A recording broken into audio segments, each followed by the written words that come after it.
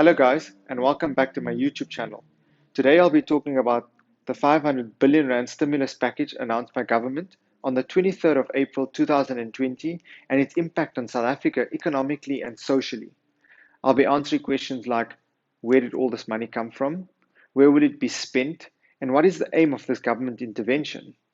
I'll then do a quick, thorough economic analysis on how the monetary and the fiscal sector each play their part in trying to stimulate the economy. When an unpredictable or unforeseen event with extreme consequences, normally referred to as a black swan or the coronavirus in this, a country like South Africa is never prepared for this, with high unemployment, low economic growth, a poor healthcare system, high corruption levels, high crime levels, poorly run and managed SOEs like SAA and Eskom, and one of the highest income inequality gaps in the world. It is imperative that the South African government intervenes in the economy as quickly as it can. It is stated in the report that South Africa's richest 3,500 people own more than the bottom 32 million people, showing you the vast gap between the rich and the poor before the lockdown. Reports also say that the South African economy loses about 14 billion rand a day, and only 29% of businesses would survive after the lockdown. So government needs to intervene quickly and swiftly in order to ensure that there's a decrease in the loss of further jobs, business closures, too much pressure on the healthcare system, try to ensure that economic growth is sustained, and also ensure that there is no further increase in the gap between the rich and the poor. So where did this 500 billion rand come from? 130 billion rand will come from a reprioritized budget, meaning that government will make 130 billion rand available by rechanneling monies that were to be spent by certain sectors in the economy, but is seen as not necessary right now. The rest of the funds is in the form of loans from the IMF and the World Bank, which is sourced internationally. Now, as you already know, South Africa has recently been downgraded to junk status, meaning that the loan repayments will be quite substantial, meaning that in the future, in the long term, South Africans might have to pay a high tax rate to cover the cost of these loans. So where will this 500 billion rand be spent? Health will receive 20 billion. Municipalities will receive 20 billion to help with sanitization, public transport, and the providing of food and shelter.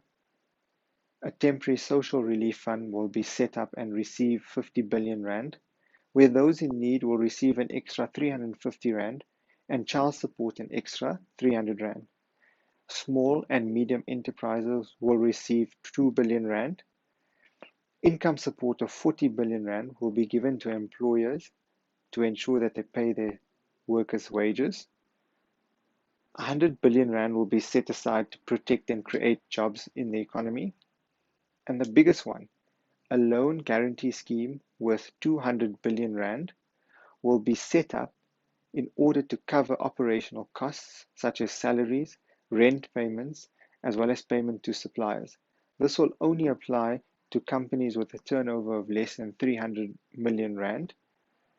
And this initiative aims to support 700,000 firms and 3 million employees. Okay, so now that you understand where this money's come from and where will it be spent, it's time to look at how government intervenes in the economy through the monetary and the fiscal sector and how this impacts the economy going forward. Every country has a monetary and a fiscal sector. In South Africa, the South African Reserve Bank controls the monetary sector, which in turn controls the inflation rate using a tool like the repo rate. On the other hand, the fiscal sector is controlled by the government, who is in charge of job creation and the building of infrastructure.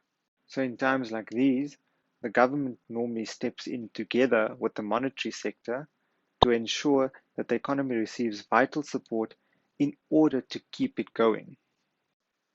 From a monetary policy perspective, the South African Reserve Bank uses an expansionary monetary policy. Recently, the South African Reserve Bank reduced the interest rate by 2% or 200 basis points. The sole purpose of this was to increase people's incomes indirectly. How does this work? You see, when the repo rate decreases, the cost of borrowing decreases, and also the repayment of existing loans in the form of business loans, car loans, personal loans, mortgage loans decrease, then that little bit of extra income, which is seen as disposable income, is used to either consume or save. Either way, the money is put back into the economy. Let's look at this graphically. Let's suppose we use the exponential method to calculate GDP. GDP stands for gross domestic product, which is the amount of final goods and services produced in a country over a period of time, usually a year. So the way to calculate GDP, we use C plus I plus G plus X minus Z. C stands for consumption, I for investments, G for government spending, X for exports, and Z for imports. Now, let's say that the interest rate has decreased, meaning that people have a little bit extra disposable income. Now, we normally say that when the interest rate decreases, the investments increase. But because business confidence is low in South Africa due to the closures of business, the loss of income, let's not go down the route of investments. We'd rather go down the route of consumption. So let's say we decide to consume more as consumers. So if consumption increases, that means the amount of goods and services produced in a country over a period of time will actually increase, causing an increase in GDP. When GDP increases, people's incomes increase because they need to employ more people to keep up with demand. So here we can put it into the three major flows of the economy, where we have production increasing leads to an increase in people's incomes, which then leads to an increase in spending, and the cycle is maintained. The increase in production here will lead to an increase in employment because there'll be a bigger demand for goods and services. So the effect of this creates a multiplier effect which ripples through the economy. Let's look at another example. Let's say you take 100 Rand and you go to the shops. You consume or you buy a particular item. That store owner receives the 100 Rand. The 100 Rand is then paid to the supplier, and the supplier then pays his manufacturer. So you spending 100 Rand has created economic activity worth 3 times the amount, so equal to 300 Rand. Now, it's not just you in the economy who feels this impact of a decrease in the interest rate. Let's say, for example, there's a million other people. So a million Rand times the multiplier effect of 3 will give you a 3 million Rand increase in economic activity. This is how the South African Reserve Bank hopes that the decrease in the repo rate will have a ripple effect in the economy. So the next time you go to the shops with your husband and he doesn't want to buy you that dress, just tell him that you're trying to help the GDP increase by increasing production, increasing income, and increasing spending, and he'll definitely buy you that dress.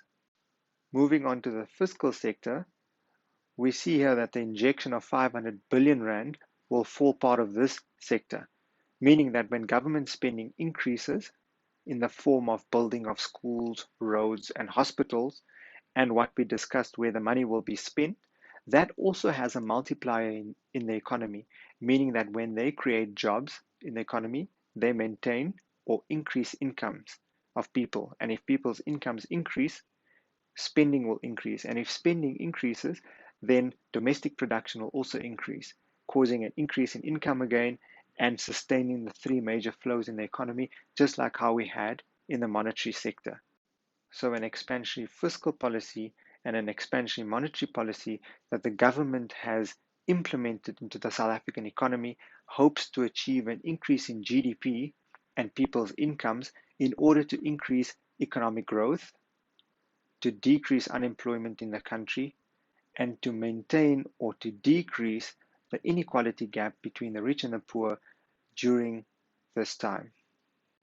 On a quick side note, we see that the exchange rate against the US dollar has depreciated drastically.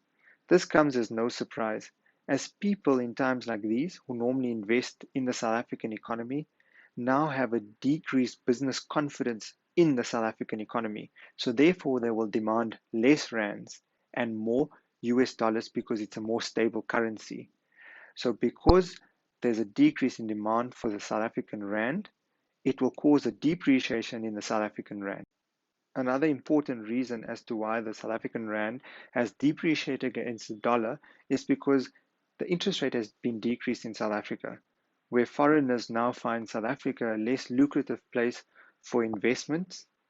And when this happens, there's a decrease in demand for rands and rather an increase in the demand for a stronger currency like the dollar, therefore causing a depreciation in the South African rand and an appreciation in the US dollar.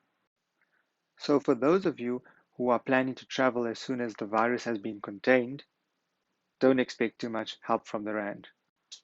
And ending on this note, this video aimed to provide a high-level overview of the economy to help you understand what the government's plan was in terms of stimulating the economy through an expansionary fiscal policy and an expansionary monetary policy. There are other issues which I have not mentioned in this video, which I will do in subsequent videos. But for now though, I hope you enjoyed this video. Don't forget to hit the like button as well as the subscribe button and drop me a comment so that I can continue making videos like this in the future.